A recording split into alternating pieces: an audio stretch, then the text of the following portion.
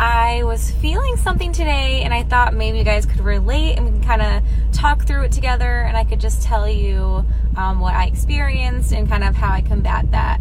So today my plan was to work out at 4:30. I got a ton of stuff done today, but the closer I got to 4:30, I was just like, I don't feel like going.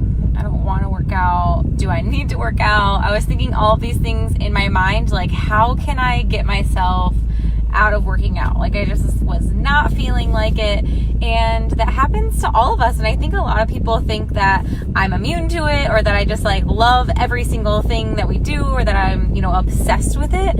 Sometimes I just don't feel like working out, and what do I do in that situation? So a very simple trigger that I created is, as soon as that thought or the verbiage comes out of your mouth, that's an immediate trigger that you have to go.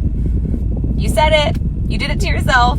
That means you have to go because you said the dreaded words, right? So we can always find excuses. Today I only had one. I just was tired. Well, I was tired and I didn't feel like it. Maybe that's two. But sometimes it could be, especially I know when you work out later in the day, that's a lot of room to find even more excuses to not go, right?